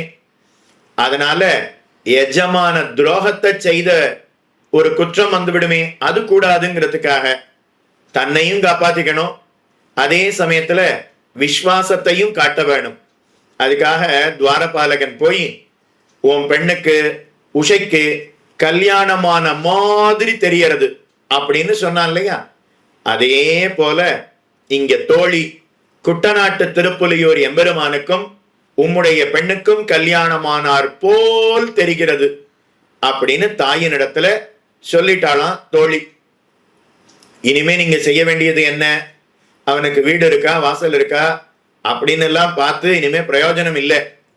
ஒழுங்கா இந்த பெண்ணை கொண்டு போய் கல்யாணம் பண்ணி வச்சு சீர்சனத்தைய கொடுத்து அந்த பெருமாளோட சேர்த்து வைத்து விட்டு வாருங்கள். அதுதான் இந்த பெண்ணுக்கும் நல்லது, உங்களுக்கும் நல்லது அப்படின்னு சொன்னாலாம் தோழி. அத இப்பதிகத்தினால காட்டுகிறார். அனன்யாருக சேஷத்துவம் அப்படிங்கிறது இந்த ஜீவாத்மாவுக்கு இருக்கக்கூடிய ஒரு தன்மை. அதை இந்த பதிகத்தினால காட்டுகிறார். பிரணவத்துல அ உ ம அப்படின்னு 3 எழுத்து இருக்கு இல்லையா, அதுல உ அப்படிங்கிற அக்ஷரம் காட்டக்கூடியது அனன்யாருக சேஷத்துவம் அப்படிங்கிற அர்த்தம். அந்த அர்த்தத்தை காட்டினாராம். கருமால் திறத்தில் ஒரு கன்னிகையாம் மாறன் ஒரு மா கலவி உரைப்பால் திறமாக அந்நியருக்காகாது. வேற யாரையும் கல்யாணம் பண்ணிக்க மாட்டேன். மானிடர்வர்க்கென்று பேச்சுப்படில் அழகில்லேன் கண்டாய் மன்மதனே மாலிருஞ்சோலையம் மாயற்கல்லால் அப்படின்னு காட்டினார்களே. திருமாலிருஞ்சோலை எம்பெருமான தவிர வேறு யாரையும் நான் நினைச்சு கூட பார்க்க மாட்டேன் அப்படின்னு காட்டினாளே. மானிடவர்க்குன்னு பேச்சுப்பட்டா பேசினாலே பிராணனை விட்டுடுவேன்னு ஆண்டாள் நாச்சியார் அருளி செய்தாரே. அதே போல இப்ப பராங்குஷ நாயகி அவளுடைய நிலையம். அதனால திறமாக அந்நியருக்கு ஆகாது, அவன் தனக்கே ஆகும் உயிர். என்னுடைய பிராணன், என்னுடைய ஆத்மா, என்னுடைய உடல் எல்லாம் அவனுக்கே. குட்டநாட்டு திருப்புலியூர் மாயப்பிரானுக்கே அப்படின்னு காட்டினாளாம். இந்நிலையை ஒரு நெடிதா இத காட்டினார் அப்படின்னு மாமுனிகள் காட்டுகிறார். 79வது பாட்டு. அடுத்து 80ஆம் பாட்டு. இன்னைக்கு நாம பார்க்க வேண்டிய கடைசி பாட்டு 8ஆம் பத்து 10ஆம் திருவாய்மொழி நெடுமார்க்கடிமை என்று தொடங்கக்கூடிய பதிகம். அந்த பதிகத்தினுடைய சாரமான அர்த்தத்தை 80வது பாசுரத்துல மாமுனிகள் அருளுகிறார். நெடுமால் அழகு தனில் நீழ்குணத்தில் ஈடுபடுமா நிலையுடைய பத்தர் அடிமை தனின் எல்லை நிலம் தானாக எண்ணினான் மாறன் அது கொல்லை நிலமான நிலை கொண்டு. நெடுமால் அழகு தனில் நீழ்குணத்தில் ஈடுபடுமா நிலையுடைய பத்தர் அடிமை தனின் எல்லை நிலம் தானாக எண்ணினான் மாறன் அது கொல்லை நிலமான நிலை கொண்டு. இந்த ஜீவாத்மாவுக்கு பகவத் கைங்கரியம் அப்படிங்கிறது புருஷார்த்தம். ஆனா இந்த பகவத் கைங்கரியத்தினுடைய எல்லை நிலம் எதுன்னா பாகவத கைங்கரியம். திருவாய்மொழி 100 பதிகங்கள். இந்த 100 பதிகங்கள்ல 2 பதிகம் அப்படிங்கிறது ரொம்ப உயர்ந்தது. பயிலும் சுடரொளி என்ன தொடங்கக்கூடிய பதிகம். அது கீழேயே பார்த்திருப்பீர்கள். 2வது நெடுமார்க்கடிமை என்ன தொடங்கக்கூடிய திருவாய்மொழியில 8ஆம் பத்து 10ஆம் திருவாய்மொழி இப்பதிகம் நெடுமார்க்கடிமை என்கிற பதிகம். திருவாய்மொழி 1000 பாசுரம் 100 பதிகத்தையும் சல்லடை போட்டு அரிச்சோம்னா அதுல 2 பதிகம் தேறி நிற்கும். பயிலும் சுடரொளி நெடுமார்க்கடிமை. பகவானுக்கு தொண்டு புரிய வேணும். பகவானுடைய அடியவர்களுக்கும் தொண்டு புரிய வேணும். அந்த பகவத் கைங்கரியத்தினுடைய எல்லை நிலம் எது அப்படின்னா பாகவத சேஷத்துவம். அந்த பாகவத சேஷத்துவத்தை அருளியது பயிலும் சுடரொளி என்கிற பதிகம். பாகவத கைங்கரியமே புருஷார்த்தம் என்று காட்டுவது நெடுமார்க்கடிமை என்கிற பதிகம். தொண்டர் தொண்டர் தொண்டர் தொண்டன் ஷடகோபன் அப்படின்னு காட்டினார். பகவானுடைய அடியவர், அந்த அடியவருக்கு அடியவர், அவ்வடியவருக்கு அடியவர், அவ்வடியவருக்கு அடியவர் அப்படின்னு அடியவர்கள்ல கடைசி அடியவராக நம்மாழ்வார் இருக்கிறாராம். தொண்டர் தொண்டர் தொண்டர் தொண்டன் ஷடகோபன் அப்படின்னு காட்டினார். பாகவத சேஷத்துவமே இவ் ஆத்மாவுக்கு ஸ்வரூபம் அப்படின்னு காட்டினது பயிலும் சுடரொளி. பாகவத கைங்கரியமே இவ்வாத்மாவுக்கு புருஷார்த்தம் அப்படின்னு காட்டுவது நெடுமார் கடிமை. ஒருவரிடத்துல நமக்கு அன்பு அப்படிங்கிறது ஏற்பட்டு இருக்கிறது.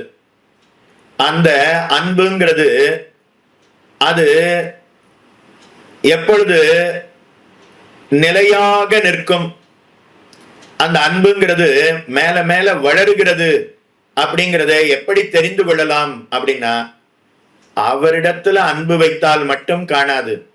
அவருடைய பத்தினி, அவருடைய பிள்ளை, அவருடைய பெண்ணு, அவருடைய தாய், அவருடைய தகப்பன், அவருடைய பந்துக்கள், அவர்கள் பக்கலிலேயும் அன்பு அப்படிங்கிறது உண்டாகி, அவர் யாரிடத்திலெல்லாம் பேசுகிறாரோ, எங்கெல்லாம் தங்குகிறாரோ, யாரோடையெல்லாம் அவர் பேசிக் கொண்டிருக்கிறாரோ, பழகி கொண்டிருக்கிறார்களோ, அவர்களிடத்திலேயும் நாம அன்பு வைத்தோம்னா அப்பதான் அவர் மேல வைத்திருக்கக்கூடிய அன்புங்கிறது நிலைத்து நிற்கும், வளர்ந்திருக்கிறது அப்படிங்கிறத அப்பதான் நாம தெரிஞ்சுக்க முடியும். அப்பதான் அவருடைய அனுகிரகமோ நம் பேர்ல பரிபூர்ணமாக விழும். நம்ம பேர்ல அன்பு வைத்திருக்கிறான், ஆனா நம்ம பிள்ளைய அடிக்கிறானே, அப்போ இவன் இனிமே நம்மோட இருக்கக்கூடாது, விலக்கி விடுவார். நம் பேர்ல அன்பு வைத்திருக்கிறான், ஆனா நாம யாரோட பேசுகிறோமோ பழகுகிறோமோ அவர்களிடத்துல இவன் சண்டை போடுறானே, அப்போ இவனை நம்மோட வைத்து கொண்டிருக்க கூடாது அப்படின்னு எஜமானர் அவர் நம்மை விட்டு விலகி விடுவார். இப்ப பகவான் தான் எல்லாருக்கும் எஜமானன். இப்போ பகவானிடத்துல அன்பு வைத்தால் மட்டும் காணாது, பகவானுடைய பத்தினியான நாச்சியாரிடத்திலேயும் அன்பு வைக்க வேணும். பகவானுடைய பிள்ளையினுடைய ஸ்தானத்துல இருக்கக்கூடிய அடியவர்களிடத்திலேயும் விஸ்வக்சேனர், கருடாழ்வார், ஆதிசேஷன் முதலானவர்களிடத்திலேயும் அன்பு வைக்க வேணும். அவனுடைய அடியவர்களான நம்மாழ்வார், பெரியாழ்வார், திருமங்கையாழ்வார், ஆண்டாள் நாச்சியார் முதலானவர்களிடத்திலேயும் நமக்கு அன்புங்கிறது பெருக வேணும். பகவானிடத்துல வைத்திருக்கக்கூடிய அன்பின் மிகுதி அது ராமானுஜர் வரை நீள வேணும். ராமானுஜர் அவருக்கு தொண்டு புரிய வேணும், ராமானுஜருடைய சீடர்களுக்கும் தொண்டு புரிய வேணும். பகவானிடத்துல வைத்திருக்கக்கூடிய அன்பு அது ராமானுஜர் வரை நீண்டு அதுக்கப்புறம் மணவாள மாமுனிகள் வரை நீள வேணும். அப்பத்தான் பகவான் பார்த்து என்னிடத்திலேயும் என்னுடைய பத்னிமார்களிடத்திலேயும் என்னுடைய பிள்ளைகளிடத்திலேயும் என்னுடைய சீடர்களிடத்திலேயும் என்னுடைய சம்பந்தமுடையவர்களிடத்திலேயும் சம்பந்தமுடையவர்களிடத்திலேயும் இவனுக்கு அன்பு மாறாமல் இருக்கிறதே, இவன்தான் என்னுடைய அடியவன் அப்படின்னு பகவான் அனுகிரகம் பண்ணுவானாம். அதனால பகவானுக்கு தொண்டு புரிந்தா மட்டும் காணாது, பகவானுடைய அடியவர்களுக்கும் தொண்டு புரிய வேணும் என்கிற அர்த்தத்தை இந்த பதிகத்தினால காட்டினார். ஒருவரிடத்துல அன்பு இருந்தால் தத் சம்பந்திகளிடத்திலேயும் அந்த அன்புங்கிறது வெளிப்படும். பகவானுடைய பாதுகை, பகவான் பேர்ல தானே அன்பு இருக்கணும், பகவானுடைய திருவடியில தானே நமக்கு அன்பு இருக்கணும்.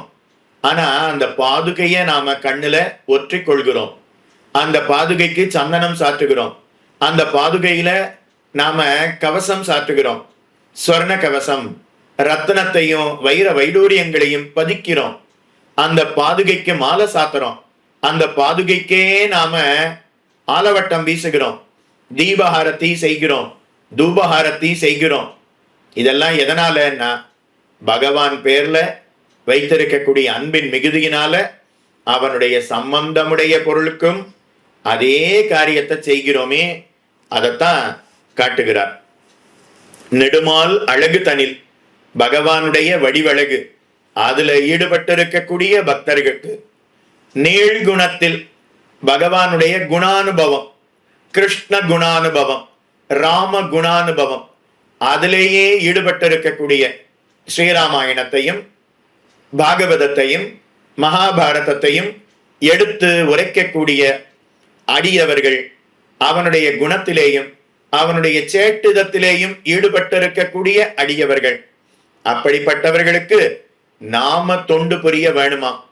பகவானுக்கு தொண்டு புரிந்தால் அனுகிரகம் குறைச்சலா இருக்கும். பகவானுடைய அடியவர்களுக்கு தொண்டு புரிந்தால் அப்பதான் விசேஷித்த அனுகிரகம் அப்படிங்கிறது கிடைக்கும்.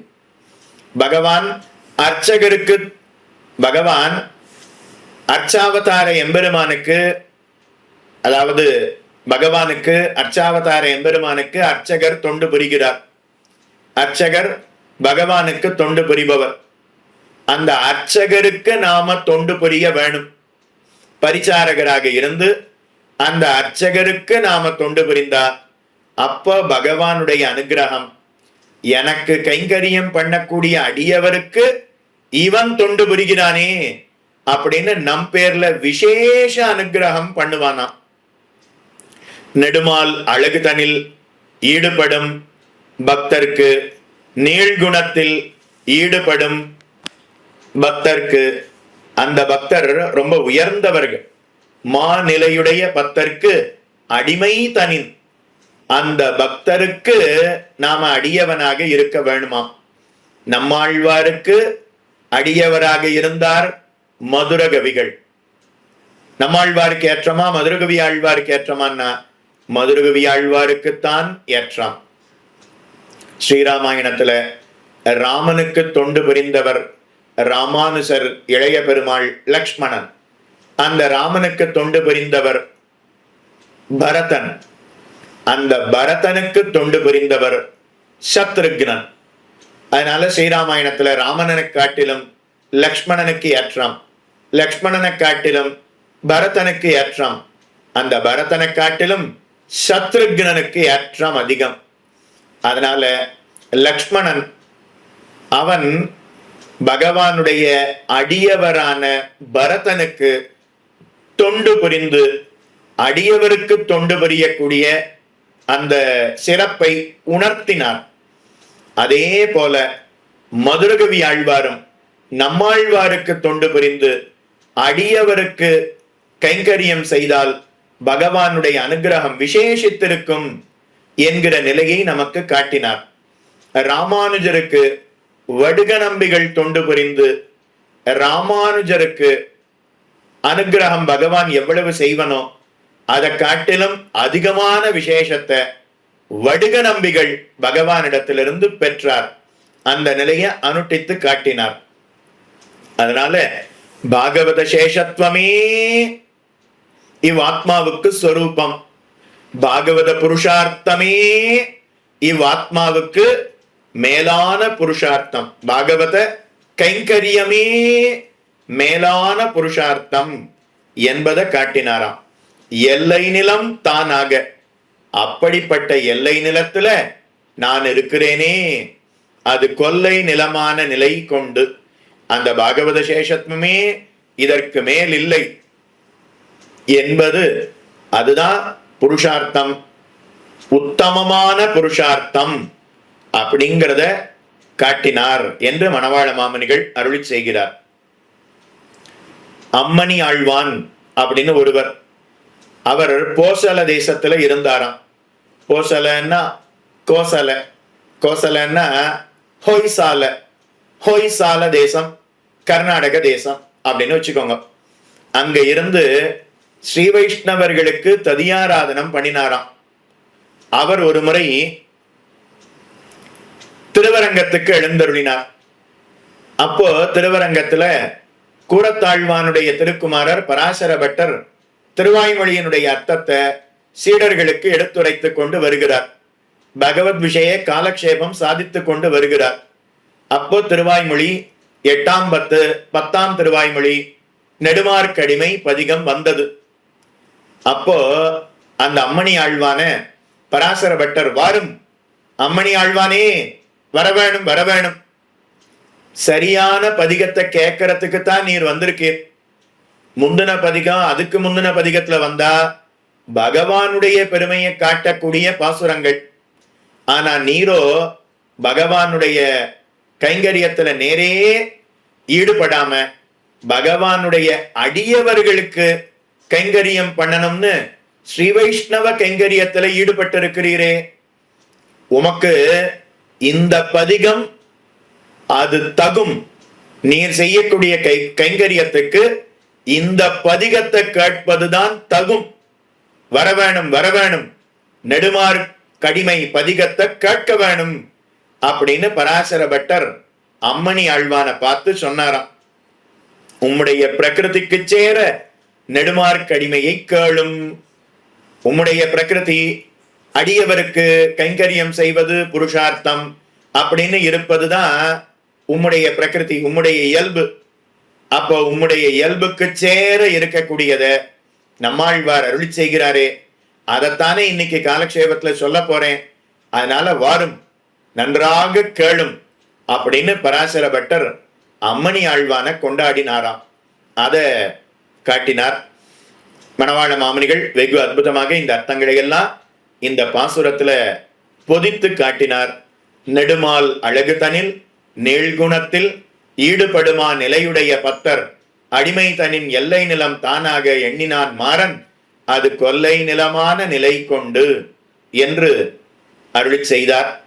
மேலே இருக்கக்கூடிய பாசுரார்த்தங்களை அடுத்தடுத்த நாள் நீங்கள் அனுபவிக்க இருக்கிறீர்கள். இப்படி நம்மாழ்வார் திருவாய்மொழியில காட்டின அர்த்தங்களை எல்லாம் பெரிய ஜீயர் விஷதவாக் சிக்காமணிகளான மணவாள மாமனிகள் திருவாய்மொழியில் நூற்றந்தாதியிலே அருளி செய்தார்.